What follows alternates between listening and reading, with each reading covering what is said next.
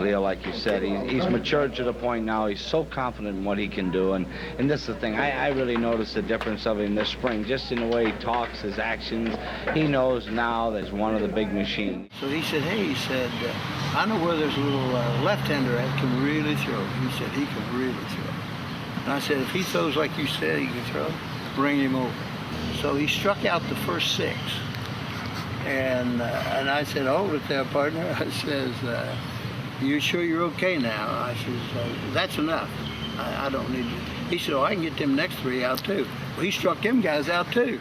A man whose talent was so overwhelming, so rare, so magnificently tremendous that it literally burned through his own body before his prime years even began. This is the story of how one pitcher's natural greatness became his greatest curse and burden, and how the baseball world of the 1970s simply didn't know how to save him from himself and his own biological limitations. This is the story of a Kentucky farm boy who possessed the heaviest fastball anyone had ever seen come off a young pitcher's arm in the history of baseball. This is the story of a pitcher who was compared to Sandy Koufax and Whitey Ford before he even turned 25 years old. This is the story of a man who won 91 games before his body completely gave out under the pressure and strain. This is the story of the missing piece of the greatest dynasty in modern baseball history. This is the story of a tragedy that changed how baseball protects its pitchers forever and shaped the future of the sport. This is the story of a natural talent so great that it ultimately destroyed itself.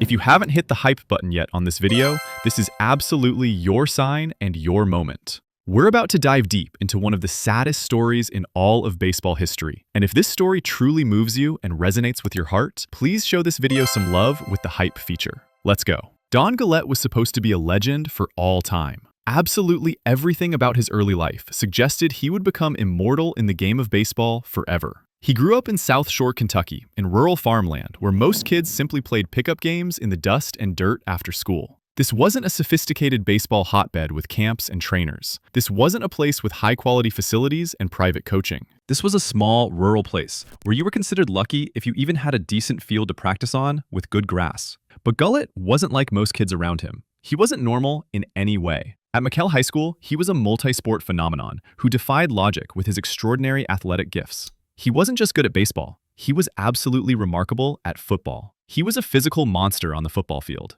In a single football game, Gullett scored 72 points by himself. Not 72 yards of offense, not 72 total team points. 72 individual points scored by Don Gullett himself in one afternoon. That came from 11 touchdowns and 6 extra points in one single afternoon of play. Think about that for a moment and let it sink in. In one game of football, this young man crossed the end zone 11 separate times. That's not just a great athlete. That's not just a talented person. That's something completely different entirely. That's a human being who possessed physical gifts that seemed almost supernatural and otherworldly. That's what true athletic dominance looks like. Scouts didn't even know what to do with that kind of football data and performance. They had never seen anything quite like it in their entire careers. When Gullett stepped onto the pitcher's mound, his dominance became even more striking and impressive to observers. It became abundantly clear that his true sport was baseball, not football. He threw a perfect game in high school where he struck out 20 batters out of 21 batters he faced in that game. 20 strikeouts in one game. Only one hit allowed in an entire perfect game performance. Think carefully about the mathematics and the probability on that achievement. He threw against 21 opposing batters. One of them put the ball in play. Just one. The other 20 all struck out swinging or looking at strikes. Perfect games are extremely rare in professional baseball. You almost never see them in high school because high school hitters aren't good enough to cause that kind of dominance. Scouts and coaches couldn't believe what they were witnessing that day. College coaches and professional scouts began calling South Shore, Kentucky. They wanted to see this kid pitch in person. They wanted to understand how a young man from a rural area could possibly have such dominant stuff. Everyone who came to watch Gullett pitch left that field completely amazed and impressed.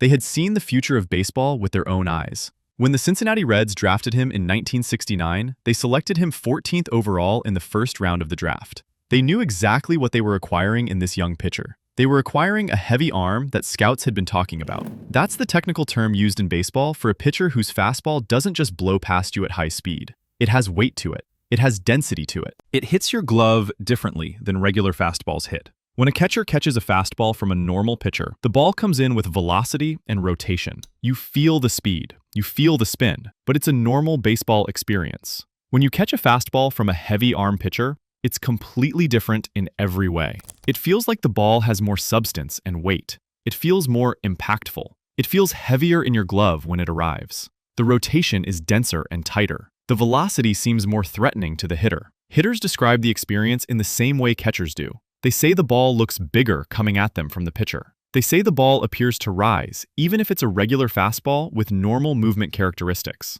The ball just looks more intimidating. It looks more dangerous. It feels more likely to hurt you as a hitter. And Gullett's arm was the heaviest anyone had ever seen in a young pitcher in organized baseball. He was already acquiring a major reputation before he even pitched his first professional game. He was promoted to the big leagues at just 19 years old in 1970, after only 11 games in the minor leagues, where he posted a 1.96 ERA. Think about that short timeline carefully. 11 games. That's not a full season. That's not even close to enough minor league experience to properly develop as a pitcher. The Reds couldn't wait any longer for him to develop. They needed him in Cincinnati immediately. They were trying to win championships very soon, and the scouts and front office had seen something remarkable in Gullett that suggested he was already ready for major league competition at a young age. They believed his talent transcended normal developmental timelines that other pitchers required. He was just that good. He arrived at the big leagues as a teenager, with an arm that Pete Rose had already identified as being too strong for his own biological structure to contain and control properly. Gullett's rookie season in 1970 was an exercise in high-pressure management and development. He wasn't thrown into the starting rotation immediately. That would have been far too much pressure and work for a 19-year-old kid.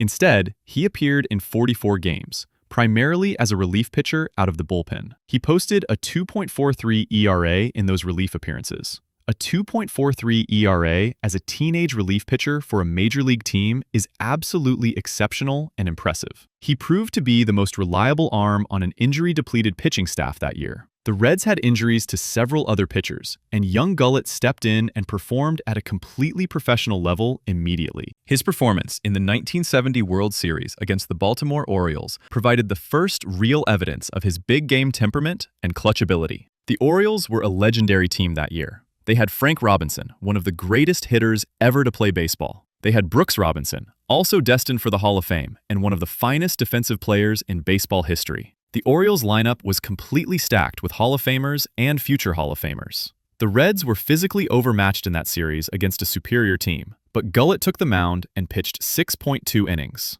In 6.2 innings against a legendary Orioles lineup, Gullett allowed only one earned run. He maintained a 1.35 ERA. He kept the Reds completely competitive in a series where they simply didn't have the talent to win against Baltimore. A 19-year-old relief pitcher coming out of the bullpen for a major league team and pitching that effectively against a Hall of Fame lineup. That was the first clear sign that we were all watching something truly special and rare. Number 6 was Willie Stargell, one of the most feared sluggers to ever play the game of baseball, and a future Hall of Famer. Stargell faced Gullett during Gullett's peak years in the mid-1970s, and Stargell said something that became legendary in baseball circles everywhere, and still is repeated today by baseball historians. He said that throwing a fastball past Gullett's opposing hitters was like throwing a lamb chop past a wolf. That vivid and creative image means elite hitters, even Hall of Famers and MVP winners, were essentially helpless against what Gullett could do on the mound. Stargell watched Gullett in his prime and became convinced that baseball was watching a generational talent right as he was entering his absolute best years. Stargell believed that Gullett was the most intimidating left-handed pitcher of that entire baseball era. His velocity was so overwhelming and dominant that even the best hitters in baseball couldn't generate a proper swing against him. They were frozen at the plate, unable to react. They were reactive instead of proactive. Stargell saw clearly that Gullett was entering the period of his career where he could have won 3 or 4 more championships easily before his body gave out. Instead, tragedy was waiting silently in the shadows. By age 25, Gullett had already won 91 games. That's a legitimate Hall of Fame pace and trajectory that very few pitchers in baseball history have ever achieved or come close to. Sandy Koufax had won only 53 games by age 25, despite being a generational talent himself. Whitey Ford had won only 43 games by age 25, and Ford went on to have a long Hall of Fame career. Gullett was on a clear trajectory toward immortality and Hall of Fame status, ahead of both of those legendary pitchers by a significant margin. Between 1973 and 1976, he was the most dominant pitcher in baseball whenever he took the mound in competition. His statistics during this golden window were those of a perennial Cy Young Award contender every single year without fail. His ERA consistently hovered around 3.00, which is absolutely exceptional for that era of baseball. His winning percentage was elite, meaning he won more games than he lost by a significant margin every season. In 1975, he led the entire National League in winning percentage at .789, going 15 wins and 4 losses with a 2.42 ERA for a Cincinnati Reds team that remains one of the greatest teams ever assembled in baseball history. The Big Red Machine was powered by Pete Rose, Johnny Bench, Joe Morgan, and Tony Perez in the lineup, with Hall of Fame talent. But insiders all knew the real truth deep down in their hearts. The team's ultimate structural strength came from Gullett's shoulder and arm on the mound. Without him on the mound pitching dominant baseball, they were incomplete and vulnerable. However, the cost of this dominance was becoming increasingly evident in the trainer's room and in conversations among managers and coaches throughout the organization. Workload was starting to show on his young body significantly. At just 23, 24, 25 years old, Gullett was being used more and more frequently. In 1971, he pitched 217.2 innings. That's a massive and heavy workload for a young pitcher still developing physically. By age 21, he had already logged nearly 430 major league innings total in his career. That's a level of usage that modern sports medicine would immediately flag as a serious precursor to structural failure. The human body wasn't designed to handle that kind of workload at such a young age, especially with a cross-body delivery style that puts extra stress on the shoulder and rotator cuff. Number 5 was Tom Seaver, the cerebral pitcher and Hall of Famer who understood the technical side of pitching better than almost anyone in baseball history. Seaver studied Gullett's mechanics very carefully and realized exactly what was happening to his body and how the damage was accumulating. Gullett threw with what's called a cross-body delivery style. Imagine a left-handed pitcher standing on the mound. His lead foot should land toward the third base side naturally and safely, but Gullett's foot landed even further across, toward the first base side of the mound. That meant his shoulder and arm had to whip violently across his entire torso just to reach the release point and deliver the pitch. That's where the power and velocity came from. That cross-body motion created an angle that confused hitters and made the ball move differently. It contributed to movement that batters couldn't predict. It contributed to that heavy ball that everyone talked about constantly. But that same motion was also ripping his rotator cuff and labrum to shreds with every single pitch he threw.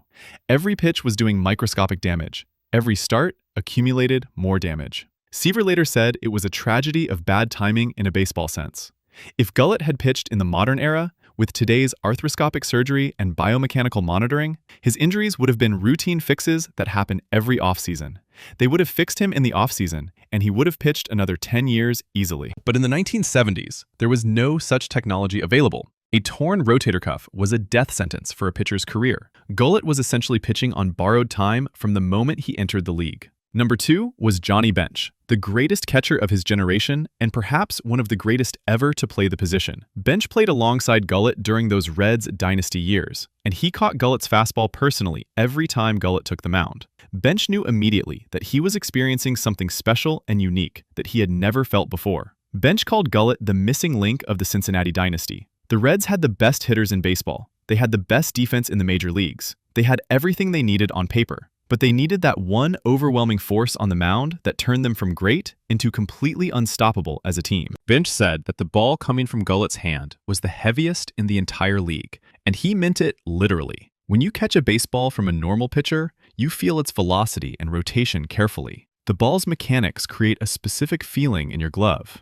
Gullett's ball felt completely different from every other fastball in baseball. It felt heavier in weight. It felt more impactful. It felt more like catching a bullet than catching a baseball. Bench lamented later that Gullett's injuries had stolen what would have been a sure Hall of Famer from the game. He called Gullett the missing link because without his overwhelming presence, the Big Red Machine, no matter how talented everyone else was, always felt incomplete. In 1972, something serious happened that foreshadowed the darkness and tragedy coming. Gullett contracted hepatitis, a serious illness that severely hampered his strength and physical recovery. This wasn't a minor setback or a small injury. Hepatitis is a serious liver disease that affects your entire body's energy and recovery systems significantly. That season, he went 9 wins and 10 losses, the only losing record of his entire professional career, despite the illness. He still pitched 134.2 innings, which is a significant workload even for a healthy pitcher at full strength. He still maintained a competitive ERA despite his illness and weakness. That's how strong his character and determination were as a competitor. But his body was broken that year from the disease and weakness. His physical strength had been sapped by the virus and the illness throughout the season. It took him another full season to recover his strength completely from the hepatitis infection. This illness recovery period was crucial and important because it represented the first time his body had been severely compromised. The hepatitis may have weakened the connective tissues in his shoulder permanently. The recovery period may have caused him to change his mechanics slightly, putting more strain on his shoulder. Medical experts now understand that hepatitis can affect the strength and elasticity of connective tissue throughout the body. For a pitcher with an already fragile shoulder due to his cross-body delivery, this recovery period could have been the beginning of the end. Sparky Anderson, the Hall of Fame manager of the Reds, began to feel something he would carry with him for the rest of his life: deep guilt about Gullett's fate and early demise. Anderson called Gullett the ace of the dynasty, and it was true. Gullett was essential to every championship run.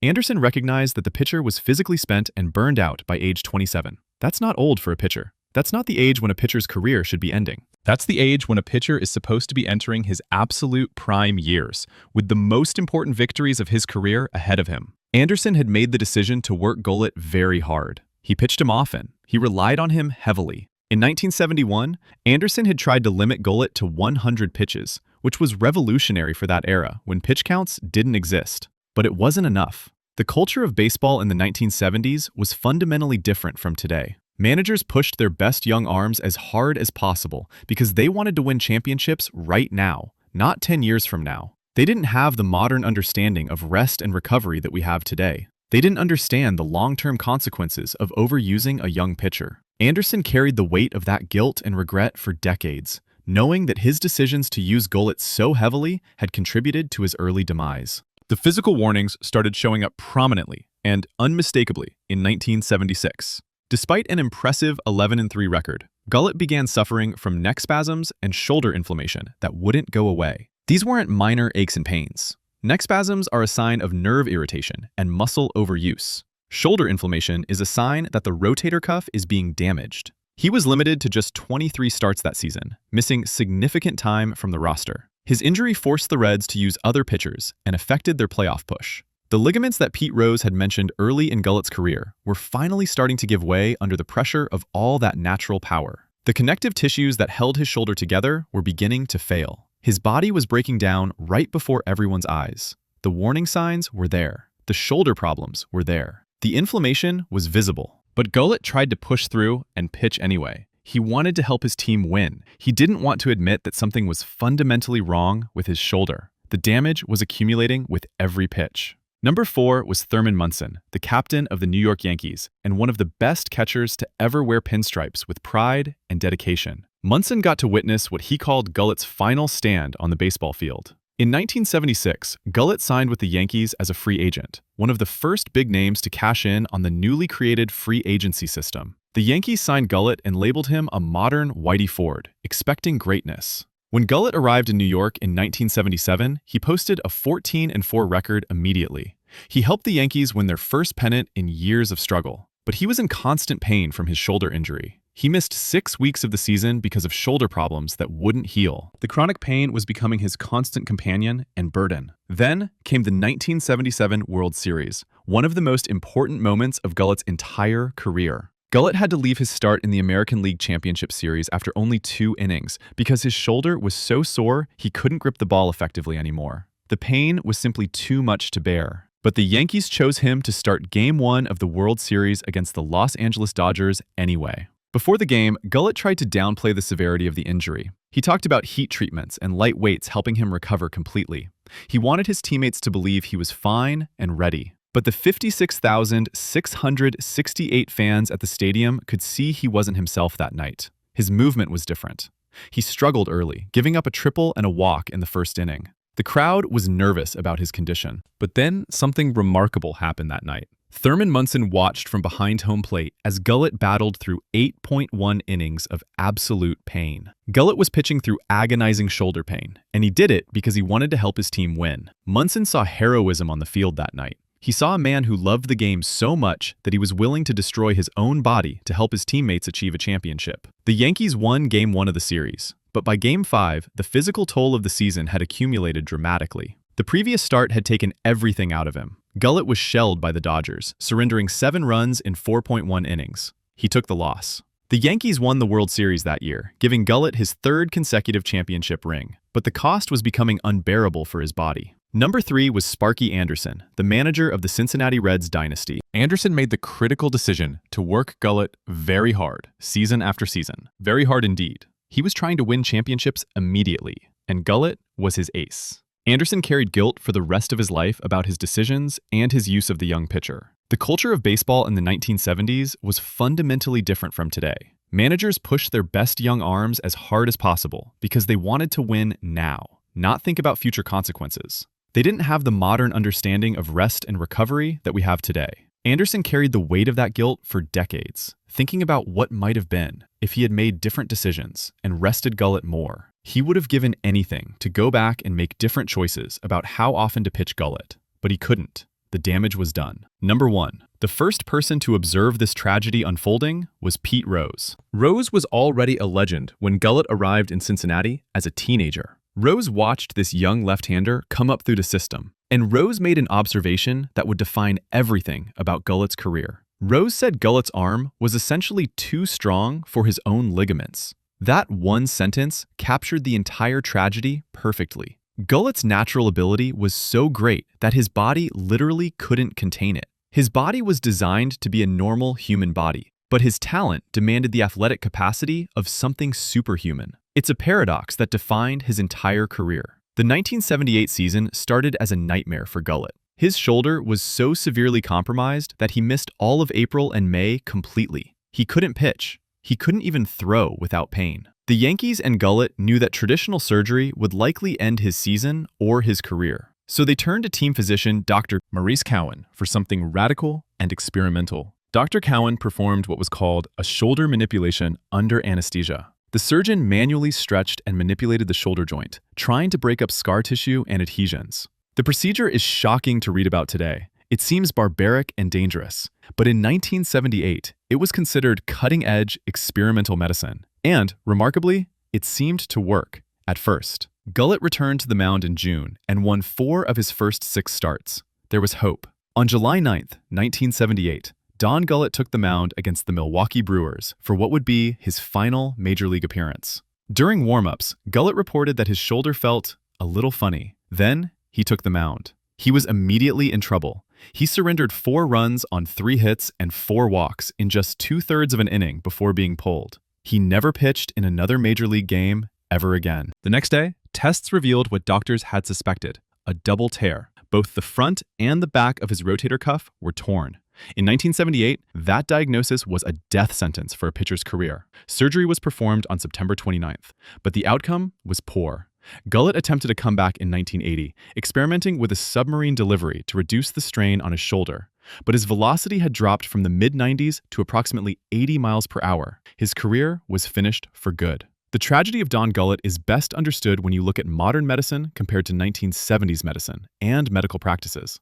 A double rotator cuff tear today is still serious and significant, but it's no longer a career-ending catastrophe that destroys your future completely. Modern arthroscopic surgery allows surgeons to go in through tiny incisions that are only a few millimeters long and repair the damage with precision and accuracy. Rehabilitation protocols have become increasingly sophisticated and evidence-based over decades of research. Return-to-play rates for pitchers with rotator cuff injuries have improved dramatically in the modern era. In the 1970s, less than 10% of pitchers could return to play after a rotator cuff tear and continue their careers. Today, that return-to-play rate is over 60%. Many pitchers not only return, but return to being competitive. The mean time to return to play is just under 470 days, or about 15 months. That means pitchers miss roughly 1.5 seasons and then come back to pitch at the professional level. In Gullett's era, you never came back to professional baseball. Period. The surgery itself was traumatic and invasive, involving large open incisions and extensive cutting through tissue and muscle. Dr. Cowan's manipulations may have actually made things worse in Gullett's case, potentially turning partial tears into the catastrophic double tear that ended Gullett's career. There was no MRI imaging available. There was no way to see inside the shoulder and understand the exact nature and extent of the damage before surgery. Pitchers just played through structural damage until it became completely irreparable and beyond repair. Tom Seaver was absolutely right about Gullett's situation and what could have been. If Gullett had been born 30 years later and pitched in the modern era, his injuries would have been routine fixes that happen every offseason. Off-season arthroscopic surgery, off-season rehabilitation with modern protocols and physical therapy. Back on the mound the next spring with a full recovery. His career would have continued without interruption for another 10 years at least. He would have added another 100 wins to his total, easily reaching 200-plus career wins. He would have won his 4th and 5th and 6th consecutive championships with the Yankees and Reds. He would have retired as a lock for the Hall of Fame with over 250 wins, a career ERA under 3.25, and 4 World Series rings on his fingers. He would be remembered among the greatest left-handed pitchers in baseball history. But he was born in 1946. He pitched in an era where medical science couldn't save him from himself, where the technology didn't exist, where workload management wasn't even a concept in baseball thinking. The ripple effects of Gullett's injury spread throughout the entire baseball world and changed the game forever. Sparky Anderson spent the rest of his life thinking about his decisions. He had pushed Gullett too hard as a young player. He had extracted maximum value from a pitcher who was still developing physically and mentally. Anderson achieved his immediate goal of winning championships. He won multiple World Series, but the cost was the premature destruction of one of the greatest talents ever to pick up a baseball. Managers and coaches learned from Gullett's tragedy. They began to think more carefully about how often to pitch their best young arms. The sport began to evolve toward better understanding of workload management. Gullett's example became a cautionary tale for every generation of managers that followed. When Gullett passed away in early 2024, he left behind a record of 109 wins and 50 losses with a 3.11 ERA. Those numbers would get you elected to the Hall of Fame, if you could add 100 wins to them. But they represent only a fragment of what Gullett might have been. Statistics experts applied standard aging curves to Gullett's performance before his injury. Gullett would have won between 250 and 300 games had his shoulder remained intact. He would have been a Hall of Famer. His post-career coaching years highlighted the depth of his knowledge and his commitment to the game. After his playing days ended, Gullett dedicated over 2 decades to the Cincinnati Reds as a pitching coach and instructor. He mentored young arms and perhaps silently warned them about the dangers of their own power. He worked with pitchers to help them understand the mechanics and the risks. He was the cautionary tale made flesh, working every day with young players who might face similar challenges. His presence in the organization was a constant reminder of what could have been and what should be protected. But Don Gullett's life was not a tragedy without meaning or purpose. He won 4 consecutive World Series championships between 1975 and 1978. That's an achievement almost no pitcher can claim in the history of baseball. He was essential to the Big Red Machine, one of the greatest teams ever assembled in the sport. He was part of Yankees history and championship tradition. When you talk to the men who played with him, when you listen to Thurman Munson talk about his courage, when you hear Sparky Anderson express his respect and guilt, when you listen to Pete Rose marvel at his gifts, when you understand Johnny Bench's assessment, you realize that impact isn't always measured in wins and losses in baseball. It's measured in the respect of your peers, the awe of your opponents, the championship rings on your fingers, and the lessons you leave behind for future generations. Don Gullett's legacy is complicated and multifaceted in many ways. It's a legacy of triumph and tragedy intertwined together forever. 4 World Series rings in 4 consecutive years. 91 wins by age 25 at an elite pace. A heavy fastball that intimidated the greatest hitters in baseball and made them look foolish. It's also a legacy of tragedy and unfulfilled potential. A shoulder that couldn't contain his power and strength. An era of baseball that didn't understand or protect young talents properly. Medical technology that couldn't fix what modern medicine fixes every season. A career cut short at 27 when he should have been entering his prime years and his best seasons ahead. But most importantly, it's a cautionary tale and a lesson for baseball forever. Because of Don Gullett, baseball changed and evolved dramatically. The game began to understand the importance of rest and recovery. The game began to see that winning championships right now at any cost wasn't worth the destruction of young talent. Modern pitch counts exist in part because of what happened to Don Gullett. The understanding of workload management comes from learning the hard way through players like Gullett. He paid a price so that future pitchers wouldn't suffer the same fate. That's his lasting legacy, beyond the statistics and the rings. He's the cautionary tale that saved careers. He's the what-if that motivated change. He's the reminder that talent without durability is incomplete and tragic. In the end, Don Gullett will be remembered not just for what he won, but for what he taught baseball about the value of protecting young talent and respecting the human body.